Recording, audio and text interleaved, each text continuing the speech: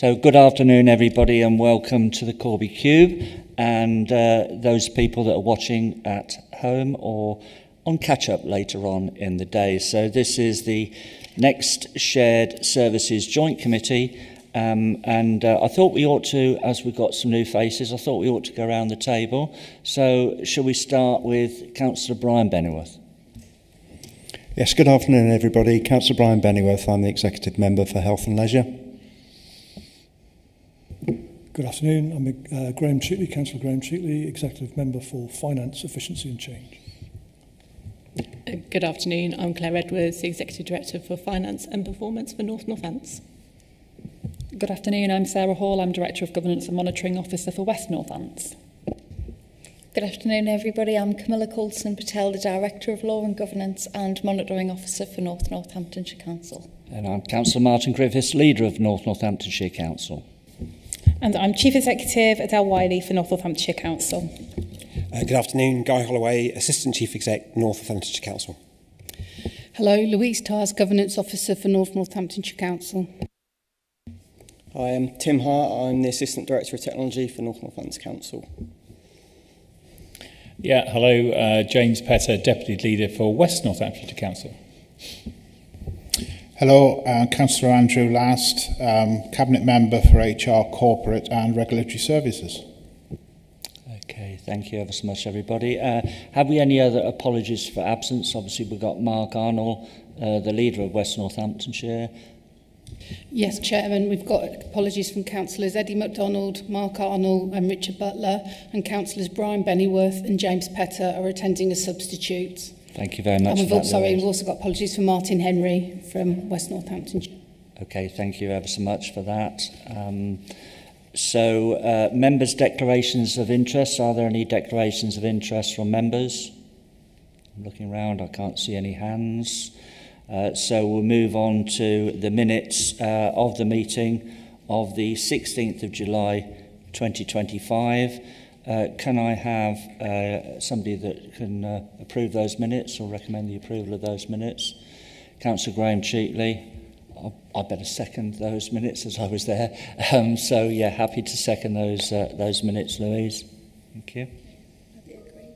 Everybody agreed? Everybody happy with those minutes? I'm sure you've read them, gentlemen. Thank you. So now we move on to item 5. I haven't got any announcements on this occasion.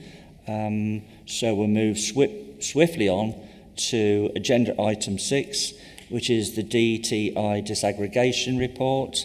And I'm going to hand straight over to Guy Holloway to present the report. Over to you, Guy. Chair, thank you very much, and good afternoon, members. The report is actually quite short. It's quite a focused report, but it's a lot of work has happened behind the scenes since the report was last considered. The item was last considered at Shared Services Joint Committee back in March earlier this year. What I will do, because I'm aware that there'll be people watching who won't have necessarily all the detailed knowledge behind it, I will just provide a short introduction, Chair, just to make sure that everyone's in the same place. So the report it's updating members of this committee on the progress towards disaggregating the shared IT service between the two councils that are here today. The report sets out a number of recommendations to help move the process forward in the most efficient and effective way possible for both councils. Now, as background, the shared service was set up in 2021 following local government reform. Both councils have worked really well together, but as members will know, North Northamptonshire Council has a long-standing IT strategy aimed at becoming self-sufficient by March 2027. So today's report confirms that we're on track to achieve this goal. However, since the last report to this committee in March, both councils have worked together and carried out a really thorough due diligence process around IT disaggregation. We've agreed a clear set of principles for disaggregation. We've established strong joint governance through a strategic oversight board and a project delivery board, and we've identified key areas for action. Now, this approach ensures the continuity of services. It protects data, which is really important, and it avoids any risk of a sudden stop in service delivery and usage. The proposal in the report, Chair, is quite straightforward. In a nutshell, it's both councils will work together to deliver the quickest and most efficient exit plan, and North Northamptonshire will fund the one-off costs of disaggregation and contribute to any unadvisable stranded costs as agreed by the Section 151 officers. Now, the report is a positive step forward for both councils. It allows each authority to continue to complete their alignment of their IT resources with their own respective strategic priorities, which, as we know, technology and IT is very important in delivering future services and making them efficient.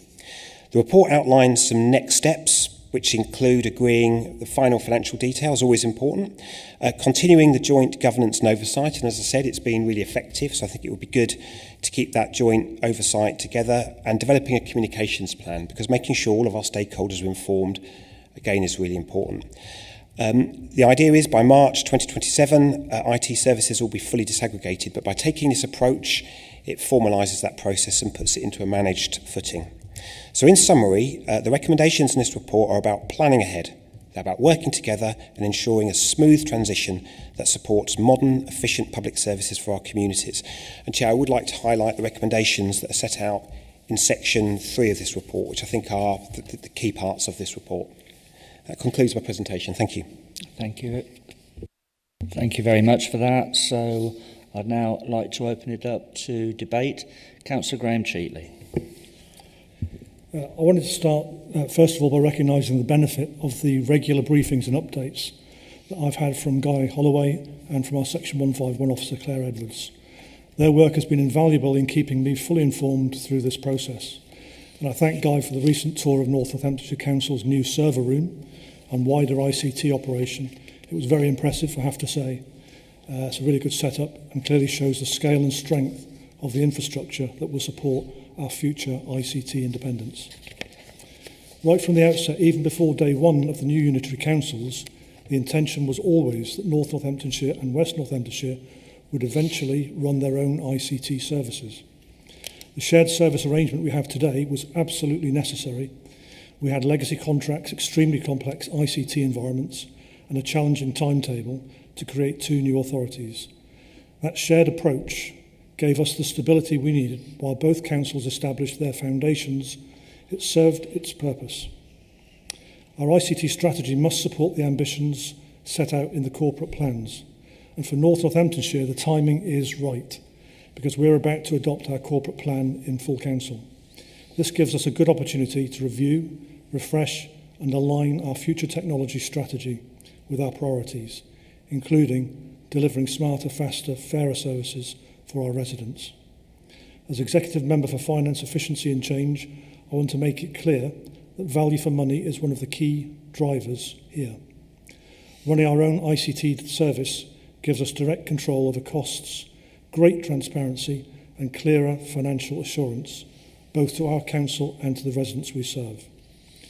We remain on track to achieve operational ICT independence by March 2027. The decision before us today formalises that direction and ensures that the next 12 to 18 months are focused on the priority actions, the risk mitigations and the financial considerations needed to get us there. This approach also ensures we make the most of the benefits still available to both councils during the remaining period of our partnership working. It's extremely positive to see how far we've already come in this critical area. Technology is central to service delivery now, and that will only increase strong, resilient, modern ICT will shape how we deliver services that genuinely make a positive difference to people's lives, today and into the future. So both councils have known for several years that ICT disaggregation was always the long-term plan, and I am confident our officers have been preparing to scale and reshape services in line with that. The report also sets out the financial implications and asks members to delegate authority to both Section 151 officers to agree the financial detail. And I'm pleased to say that progress on this work is already well underway. So this marks a significant milestone in the journey both councils are taking towards full ICT independence. It reflects a shared commitment to efficiency, resilience and delivering better outcomes for our communities. I support the recommendations at paragraph 3 in this report. Thank you, Chair. Thank you for that. Doesn't leave me much to add to that. So any other members wish to speak? Councillor last. Thank you, Chair. I've heard about councils working together, and we have been working together. I think it's fair to say the will of both administrations, both previous administrations, to enact disaggregation of IT services, and that is long-standing. I'm glad that we've had a long-term plan towards this travesty. In terms of the proposal, in terms of picking up disaggregation costs and stranded costs, WNC will accept that proposal, but under duress. NNC's thinly veiled threat to disengage regardless of whether a deal is agreed would leave WNC taxpayers high and dry, having to shoulder the cost of disaggregation and pick up 100% of the stranded costs. Your report suggests disaggregation is a joint venture supported by the council and administration on both sides of the county lines. This is not true. WNC officers and the current WNC administration have been steadfast in their opposition to disaggregation. Disaggregation is not in the interests of both WNC and NNC taxpayers. Your report asks the committee to recognise due diligence carried out in March 2025. However, the so-called due diligence report acknowledged that there was no disaggregation benefit to WNC and her taxpayers.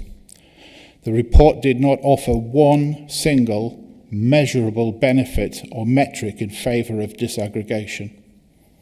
Choosing to use woolly wording such as disaggregation will allow us to be more agile. Disaggregation will allow us to deliver our strategic ambitions. They are not measurable goals, without context or substance. The reports refer to scope of disaggregation, with both architecture and security deemed not in scope. That simply, as a subject matter expert, is not possible. You can't disaggregate security and look after your own infrastructure. It's impossible. How would you service subject access requests? How would you handle internal insider risk investigations without having top-level administrative access to your network? And that wouldn't be acceptable to most people, and I'm sure your CIO. It demonstrates a fundamental lack of information technology understanding. If, in effect, we're asked to progress a solution here, or we're asked to progress a move to disaggregation without a plan actually being in place.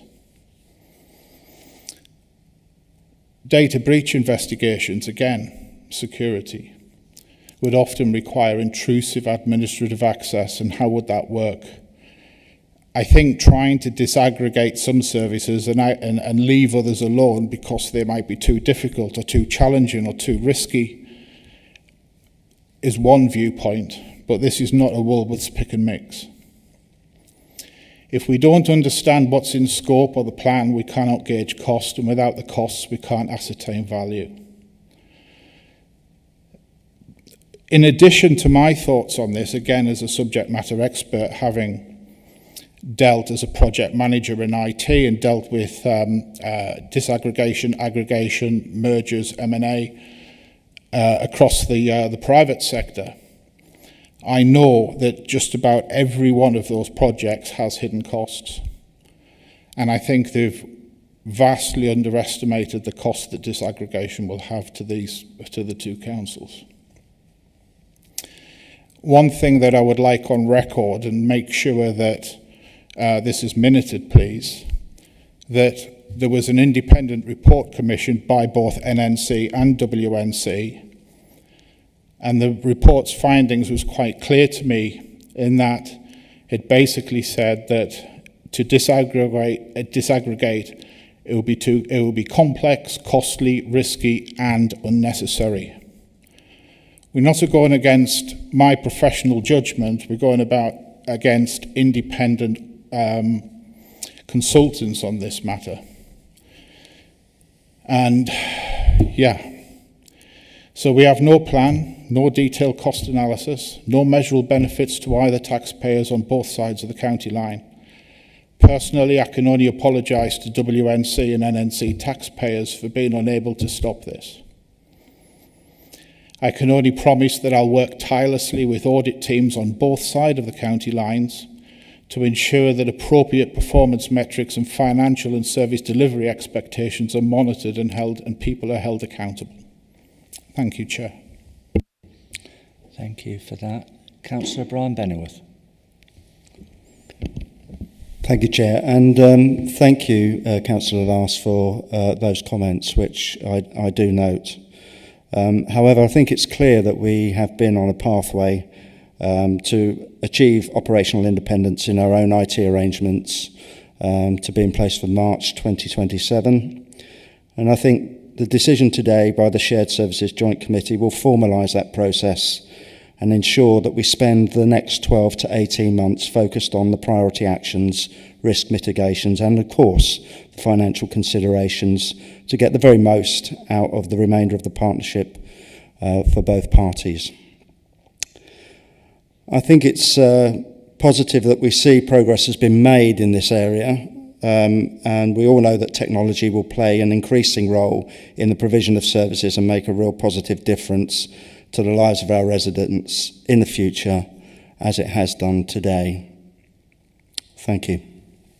Thank you very much for that. And as probably the only person in this room that was involved in the very early stages of creating 2 unitary councils in Northamptonshire, I remember this being discussed in the very early stages, in the engine room, pre-shadow, in the joint committee, in shadow, and now here we are in the 5th year taking it forward to the next level. I would add that our staff have been increasingly frustrated with access to their computers, and that has had a serious effect and implication on their ability to perform their duties. We do know that value for money is a key factor in this and running our own services, but we can provide the assurance to our councils and residents that we will have control of the costs, and we will provide assurances around value for money. I just hope that we can work positively with our colleagues in West Northamptonshire to make sure that we both come out of this in 2027 in a far better way than we are at the moment. Councillor Sheatley, do you wish to add anything? Yeah, I was just going to say, essentially, that I know what you're saying. In certainly all the briefings I've had, West Northampton Council and North Northampton Council teams, the people on the ground, have been working very, very well together, tirelessly together, to get us to this stage. We just need to continue that process and see it through, and I think this whole process will benefit our residents and constituents. Okay, any other members wish to add anything else? I'm looking around.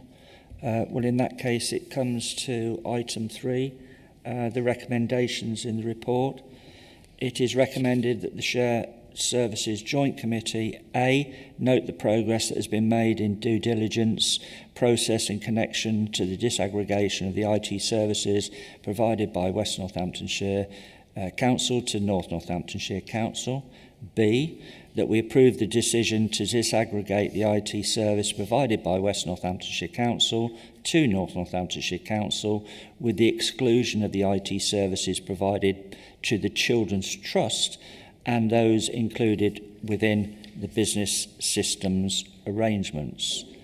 C, that we approve that NNC will fund the one-off costs of disaggregation and 75% of any stranded costs incurred directly and unavoidably as part of the disaggregation for a maximum period of 18 months from the start of the disaggregation process.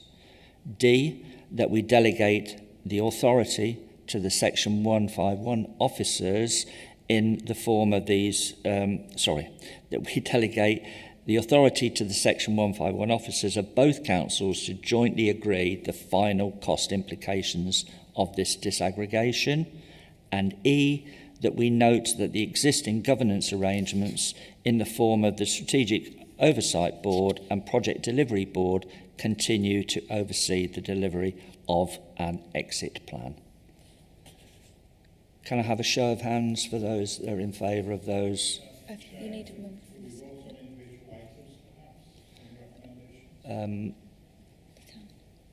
I'm just looking. We can? Yes. Yeah, we can. And I also need to get a seconder. So shall we go through one at a time then? I won't read them out again because I think we're all cognizant with what they are. So 3.1A. You need to move in a second. Mover and seconder. So moved by Councillor Cheatley, seconded by Councillor Bennyworth. All those in favour? Okay. Against. Anyone against? And abstentions. Abstentions, that would be 2. Thank you. So now we come to B. Mover and seconder, probably going to be the same again.